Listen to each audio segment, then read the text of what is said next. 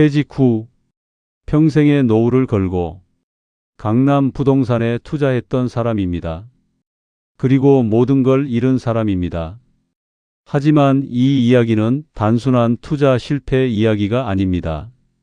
제 인생의 마지막 자존심이 무너지고 가족이라는 단어의 진짜 의미를 깨달은 이야기입니다. 저는 30년을 일했습니다. 가족을 위해서라고 믿었습니다. 하지만 정작 가족은 제가 언제 그들 곁에 있었는지 기억하지 못했습니다. 그날 아내 윤정이 제게 했던 한마디가 아직도 귓가에 맴돕니다. 당신은 돈을 잃은 게 아니라 나를 잃은 거예요. 그 말이 무엇을 뜻하는지 그땐 몰랐습니다. 이제서야 그 진실을 말하려 합니다. 구독과 좋아요 눌러주세요. 여러분의 작은 관심이 제게 큰 힘이 됩니다. 지금 바로 시작합니다. 저는 박정남 64살입니다. 퇴직 첫날 아침 창문을 열었습니다. 강남의 하늘은 유난히 맑았어요. 3월의 햇살이 거실 마루를 비추고 그 빛 속에 먼지들이 반짝이며 떠다녔습니다. 출근하지 않아도 된다는 해방감, 그리고 30년 직장 생활의 보상이라 여겼던 두툼한 퇴직금. 그때 제 인생은 드디어 내 시간이라 믿었죠. 여보, 이제 우리 좀 쉬자. 아내가 부엌에서 커피를 내오며 말했습니다. 그녀의 머리엔 새치가 부쩍 늘었고 손등엔 세월의 주름이 깊게 패여 있었어요. 30년을 함께 살았지만 그 순간 저는 처음으로 그녀가 늙었다는 걸 알아챘습니다. 아니, 알아챈 게 아니라 그제야 본 거겠죠.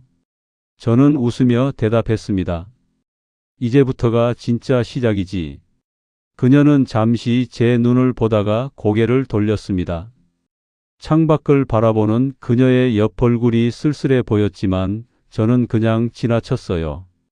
그때는 제 안의 흥분이 모든 걸 덮고 있었으니까요. 은행 통장에 찍힌 숫자 30억. 그 돈이 저를 다시 젊게 만들었습니다. 마치 40대 초반으로 되돌아간 기분이었죠. 거울을 보며 넥타이를 고쳐 맸습니다. 이제 나도 강남에서 뭔가 해볼 수 있어. 하지만 그건 착각이었습니다. 돈이 저를 젊게 만든 게 아니라 욕심이 저를 무모하게 만든 거였죠. 지인 민철이 연락을 해왔습니다. 형님, 요즘 강남 재개발 들어가는 거 모르세요? 이건 그냥 돈 줍기예요. 나랑 같이 하시죠. 민철은 제 후배였습니다. 20년 전엔 제게 술을 얻어먹던 녀석이었는데 이제는 벤츠를 타고 다니며 강남 곳곳에 건물을 가지고 있다고 했어요. 그의 목소리엔 자신감이 넘쳤고 저는 그 자신감에 이끌렸습니다. 아내는 말렸습니다. 여보, 우리 그냥 조용히 살면 안 돼요. 당신 건강도 그렇고 이제 우리 나이도 있잖아요. 그녀의 목소리엔 간절함이 묻어났습니다. 하지만 저는 이미 마음을 정했어요. 강남 땅은 절대 안 떨어져. 다들 그러잖아.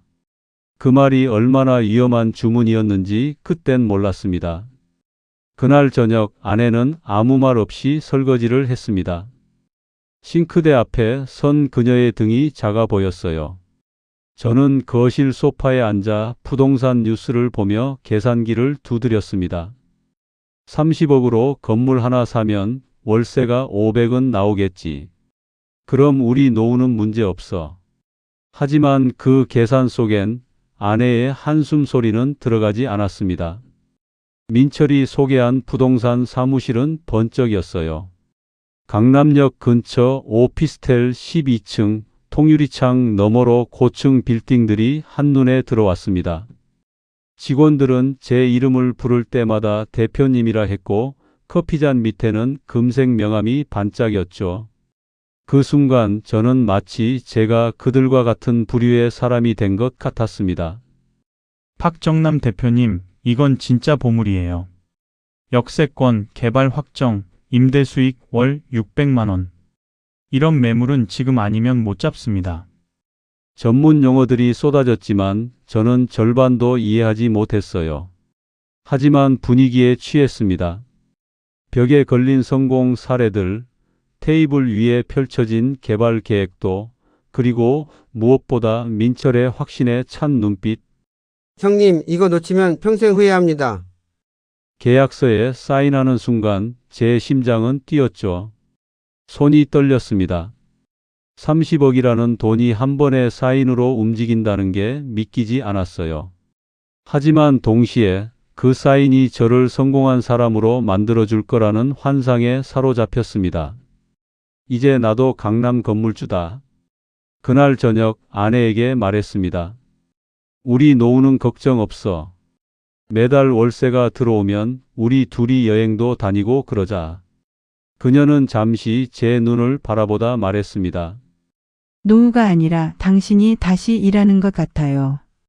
그 말이 이상하게 마음에 남았지만 저는 웃어넘겼죠. 무슨 소리야? 이건 투자지, 일이 아니야. 하지만 그날 밤 잠이 오지 않았습니다.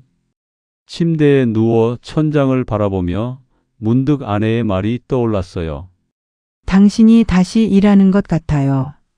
왜 그런 말을 했을까? 저는 이해할 수 없었습니다. 2달 뒤 첫 임대료가 통장에 들어왔습니다. 그날 아내와 함께 고깃집에 갔어요. 오랜만에 둘이서만 나온 외출이었습니다. 삼겹살이 지글지글 익어가는 소리, 그리고 소주잔을 부딪히는 소리. 저는 기분이 좋았어요. 이제 진짜 성공했네, 여보. 그녀가 미소 지었지만 그 눈엔 어딘가 슬픔이 섞여 있었죠. 여보, 나 한 가지만 물어봐도 돼요. 응, 뭔데? 당신은 지금 행복해요. 그 질문이 이상했습니다. 행복하냐고? 당연히 행복하지. 돈도 들어오고 미래도 보장되고. 하지만 대답이 쉽게 나오지 않았어요. 당연하지. 왜? 아니에요. 그냥 궁금해서요. 그녀는 더 이상 묻지 않았습니다. 하지만 그날 밤 집으로 돌아오는 차 안에서 윤정은 창밖만 바라봤습니다. 불빛들이 스쳐 지나갔지만 그녀의 얼굴엔 그 빛이 닿지 않았어요. 그러나 그 행복은 오래가지 않았습니다. 코로나 뉴스가 또 터졌습니다. 거리두기, 영업 중단, 폐업 도미노. 처음엔 곧 지나가겠지 싶었는데 시간이 갈수록 상황은 나빠졌습니다. 임차인들은 하나둘 떠났습니다. 사장님, 죄송합니다. 더는 못 버텨요. 그리고 매달 돌아오는 이자 고지서. 그때부터였어요. 유리창 너머의 강남 거리가 조금씩 희미해지기 시작한 게. 이자가 또 올랐다고요? 은행 창구 직원의 말이 멀게 들렸습니다. 귀가 먹먹했고 머릿속에서 숫자가 뒤엉켰어요. 30억이 20억이 되고 10억이 되고 대출금은 그대로였죠. 아니, 이자까지 합치면 오히려 늘어났습니다. 대출 만기 연장 신청하시겠어요? 직원의 목소리는 기계적이었습니다. 저는 고개를 끄덕였어요. 다른 선택지가 없었으니까요. 집으로 돌아오는 길 발걸음이 무겁게 느껴졌습니다. 지하철 안에서 제 얼굴이 유리창에 비쳤어요. 핏기 없는 얼굴, 처진 눈가, 그리고 굳어버린 표정. 저게 나인가? 저는 고개를 돌렸습니다. 아내는 조용히 말했습니다. 이젠 팔아요. 그만해요. 거실 소파에 앉은 그녀의 목소리는 지쳐 있었습니다. 손에 든 통장 내역서를 보며 그녀는 한숨을 쉬었어요. 하지만 저는 고개를 저었습니다. 지금 팔면 손해야. 조금만 버티면 반등 올 거야. 부동산은 그런 거야. 언제까지 버티려고 그래요? 우리한테 시간이 얼마나 남았다고. 그녀의 목소리가 떨렸습니다. 하지만 저는 듣고 싶지 않았어요. 인정하고 싶지 않았습니다. 제가 틀렸다는 걸, 제가 판단을 잘못했다는 걸. 그녀는 더 이상 말하지 않았습니다. 대신 저녁 식탁에 앉지 않았죠. 방문이 닫히는 소리가 들렸고 거실엔 저 혼자 남았습니다. 텔레비전에서는 부동산 뉴스가 흘러나왔지만 이제 그 뉴스들이 저를 비웃는 것 같았어요. 아들 진우는 미국에서 연락조차 없었어요. 가끔 문자가 왔지만 그것도 형식적인 안부뿐이었습니다. 아버지 잘 지내시죠?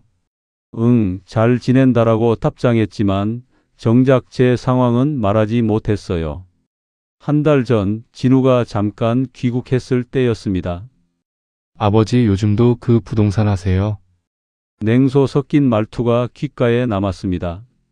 저는 화를 냈어요. 내가 뭘 알아? 이게 다 너희 미래를 위한 거야. 저는 그런 미래 필요 없어요. 차라리 아버지가 건강하게 사시는 게 낫죠. 그날 이후로 진우와는 연락이 끊겼습니다. 밤마다 창문 밖을 바라봤습니다. 불 꺼진 오피스텔, 텅 빈 상가, 그리고 유리창에 비친 제 얼굴이 낯설었습니다. 어느 순간부터 저는 그 유리창 속의 제 모습을 피하게 됐어요. 차라리 어둠 속에 있는 게 편했습니다. 아내는 점점 말이 없어졌습니다. 아침마다 식탁에 밥을 차려놓지만 같이 먹지는 않았어요. 그녀는 먼저 먹고 방으로 들어갔고 저는 혼자 밥을 먹었습니다. 숟가락 소리만 거실에 울렸죠. 어느 날 밤 화장실에서 나오다가 그녀의 방문 틈새로 빛이 새어 나오는 걸 봤습니다. 문틈으로 들여다보니 아내가 결혼사진을 보고 있었어요. 사진 속 우리는 웃고 있었습니다. 하지만 지금 그녀의 얼굴엔 눈물이 흘러내리고 있었죠. 저는 노크를 하지 못했습니다. 그냥 돌아섰어요. 그때 처음 느꼈죠. 나는 돈을 잃는 게 아니라 나 자신을 잃고 있다는 걸, 아니 이미 잃어버렸다는 걸. 아내가 떠났습니다. 당신은 내 말보다 돈을 더 믿었어. 그 한마디를 남기고 집을 나갔습니다. 캐리어를 끌고 나가는 그녀의 뒷모습을 현관 문틈으로 봤어요. 저는 붙잡지 못했습니다. 아니, 붙잡을 자격이 없다고 느꼈죠. 문이 닫히는 소리. 그 소리가 제 인생에서 가장 크게 들린 소리였습니다. 빈 거실에 혼자 앉았습니다. 달력은 넘어갔지만 시간은 멈춰 있었습니다. 계좌엔 남은 돈이 거의 없었고 전화기엔 채권자들의 연락이 쏟아졌죠. 처음엔 정중했지만 시간이 지날수록 목소리는 날카로워졌습니다. 박정남 씨, 이번 달 이자 입금 안 됐는데요. 죄송합니다. 조금만 시간을.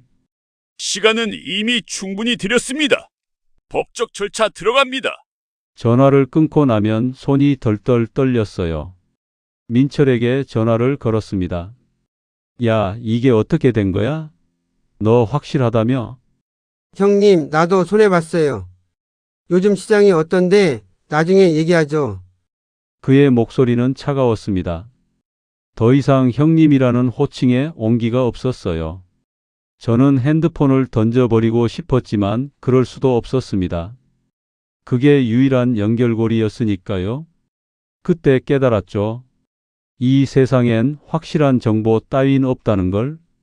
모두가 자기 이익을 위해 말을 포장할 뿐이라는 걸. 냉장고를 열었습니다. 아내가 만들어둔 반찬들이 그대로 있었어요. 김치, 된장찌개, 계란말이. 하지만 이제 새로 채워질 일은 없을 것 같았습니다. 저는 밥을 먹지 못했어요. 목구멍으로 넘어가지 않았습니다. 밤새도록 유리창에 비친 불빛을 바라봤습니다. 강남의 빌딩들은 여전히 반짝였어요. 그 빛이 제 인생의 마지막 희망 같았습니다. 하지만 새벽이 되자 그 불빛은 하나둘 꺼졌습니다. 마치 제 안에 무언가가 꺼진 것처럼. 거울을 봤습니다. 수염은 덥수룩했고 눈엔 핏발이 서 있었어요. 저는 누구였을까? 64살 박정남. 30년을 일한 가장. 하지만 이젠 가족도 집도 돈도 없는 사람. 책상 서랍을 열었습니다. 그 안에 진우가 남긴 쪽지가 있었어요. 떠나기 전날 밤 놓고 간 거였죠. 저는 그때 읽지 않았습니다. 읽기 싫었거든요. 하지만 이제는 달랐습니다.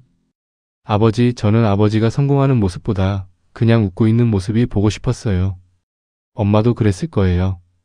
우리는 아버지의 돈이 아니라 아버지가 필요했어요. 종이가 손에서 떨어졌습니다.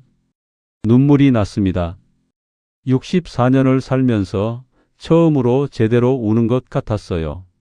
지금 저는 강남의 작은 원룸에 혼자 살고 있습니다. 오피스텔은 경매로 넘어갔고 아내는 연락이 닿지 않습니다. 친구들도 민철도 모두 멀어졌어요. 유리창 밖으로 보이는 건 고층 빌딩 숲, 그리고 그 사이로 반짝이는 네온사인. 가끔 창문을 닫다가 그 속에서 제 얼굴을 봅니다. 그땐 왜 그토록 강남을 믿었을까? 아니, 사실은 돈이 아니라 내가 대단한 사람이라는 착각을 믿었던 거겠죠. 퇴직 후 제게 남은 건 빈 시간과 흔들리는 자존감 뿐이었습니다. 그래서 돈으로 그걸 채우려 했던 거예요. 하지만 채워지지 않았습니다. 오히려 빈 곳이 더 커졌죠. 어제 아내에게 문자를 보냈습니다. 여보, 미안해. 이제야 알았어. 내가 뭘 잃었는지. 답장은 오지 않았습니다. 하지만 괜찮았어요. 제가 그녀에게 바랄 자격이 없다는 걸 아니까요. 진우에게도 문자를 보냈습니다. 진우야, 아빠가 바보였어. 내가 원했던 건 돈이 아니라 아빠였는데 이제야 깨달았다. 답장이 왔습니다. 아빠, 아직 늦지 않았어요. 천천히 다시 시작하세요. 그 문자를 보고 또 울었습니다. 이 나이에 이렇게 자주 우는 게 창피했지만 동시에 이상하게도 후련했어요. 요즘 저는 매일 아침 산책을 합니다. 강남역 근처를 걷다 보면 예전에 제가 계약했던 오피스텔이 보여요. 이제는 다른 사람 것이지만 그 건물을 보면서 생각합니다. 그때 그 돈으로 아내랑 여행이라도 갔으면 좋았을 텐데. 커피숍에 앉아 창밖을 봅니다. 사람들이 바쁘게 지나갑니다. 정장을 입은 회사원, 서류 가방을 든 중년 남자, 스마트폰을 보며 걷는 젊은이들. 그들 중 누군가는 예전에 저처럼 욕심을 부리고 있을지도 모르죠. 그날 아내의 마지막 말이 떠오릅니다. 당신은 돈을 잃은 게 아니라 나를 잃은 거예요. 이제야 알겠어요. 그녀가 말한 나는 단지 아내가 아니라 제가 사랑해야 했던 삶 그 자체였다는 걸. 가족과 함께 웃던 순간들, 소소한 대화, 함께 먹던 저녁 식탁. 그게 진짜 제 인생이었는데 저는 그걸 지루한 일상이라고 여겼던 겁니다. 유리창 너머로 해가 집니다. 강남의 불빛들이 하나 둘 켜지기 시작해요. 예전에는 그 불빛이 저를 설레게 했지만 이젠 아닙니다. 그냥 불빛일 뿐이에요. 닿을 수 없는 제 것이 아닌. 저는 커피를 한 모금 마십니다. 쓴맛이 입안에 남습니다. 하지만 이상하게도 따뜻합니다. 이젠 욕심이 아니라 후회를 안고 사는 법을 배우는 중입니다.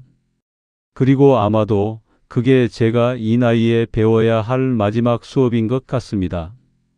창문을 닦습니다. 유리창이 깨끗해질수록 제 모습이 또렷해져요. 이제는 피하지 않습니다.